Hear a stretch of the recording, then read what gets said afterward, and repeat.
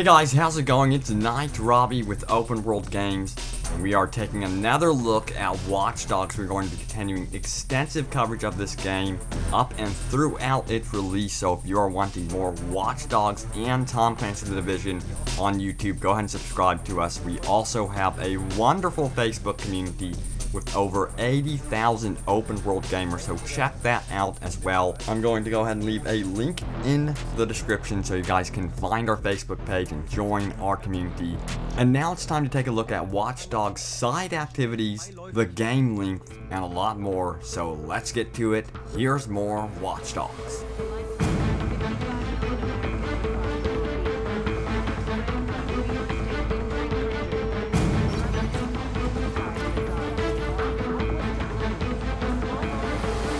And we're going to start off with some really good news. Creative director Jonathan Morin recently tweeted the length of Watch Dogs after a fan wanted to know how big is Watch Dogs. And Jonathan Morin goes on to say, I would say the average player, which does free roam a bit, tend to reach the end within 35 to 40 hours, but doing everything is close to 100 hours. And that is some extremely good news. This makes me extremely happy because we just had a game release, Metal Gear Solid 5 Ground Zeroes, which clocked in about an hour to 2 hours with the story mode, which I personally believe is an unacceptable practice in the gaming industry. I am really happy to see a game with this type of length releasing. And the really nice thing is this doesn't even really mention multiplayer, because you're also going to have some random events that occur in the game, such as players invading your game. And then of course you have the 8-player free roam cooperative experience on top of the story. So there's going to be tons to do apparently in this game, and we haven't even talked about the confirmed side activities in the game.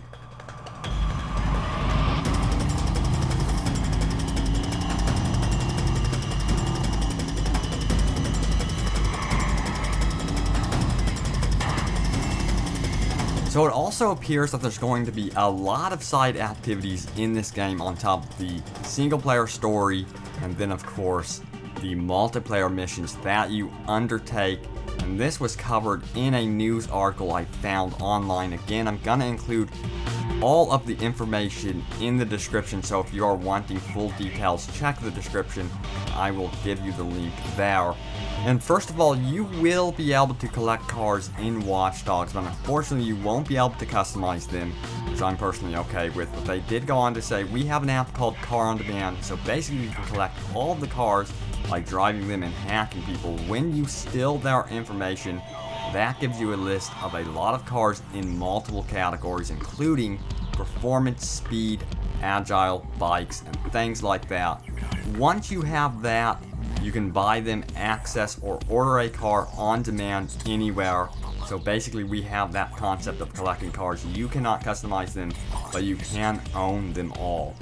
So that is very user friendly, and I actually like the idea of being able to call my vehicle anywhere at any time on the map, especially in free roam multiplayer. I think this is going to be awesome to be able to collect all of these cars. I don't think it's such a big deal that we won't be able to customize them, simply because there's going to be so much of a multiplayer experience alongside all of this. I cannot wait to also find out how the bikes handle. I've seen them in the trailers and they are also looking really cool, but it's really interesting with how you actually collect the cars by hacking other people and getting their information in order to do so. So hacking is alive and well, as it should be in Watch Dogs, in basically every single aspect of the game.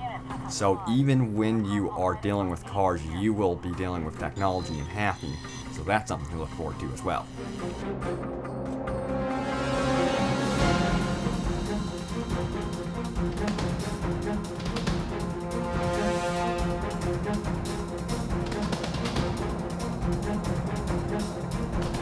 And beyond collecting cars, there's plenty more to do in the game.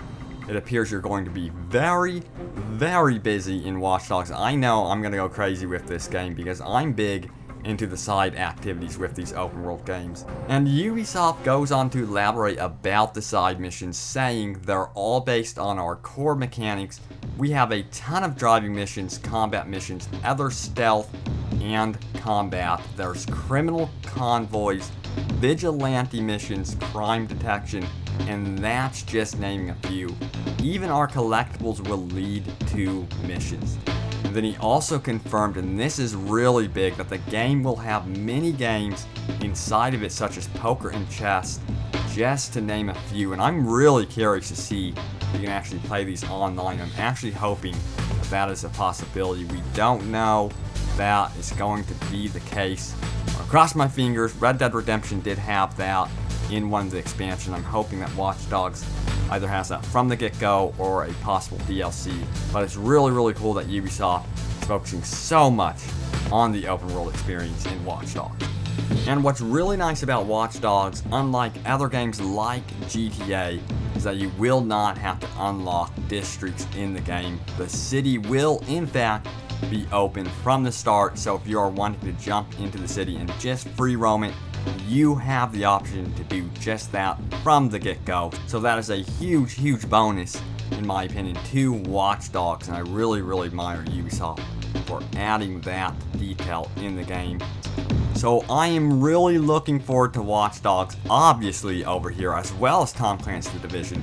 If you are to, come join me at Open World Games and 80,000 other open world gamers here on YouTube and our Facebook. Subscribe to us and check us out. Thanks guys for watching, and see you guys next time.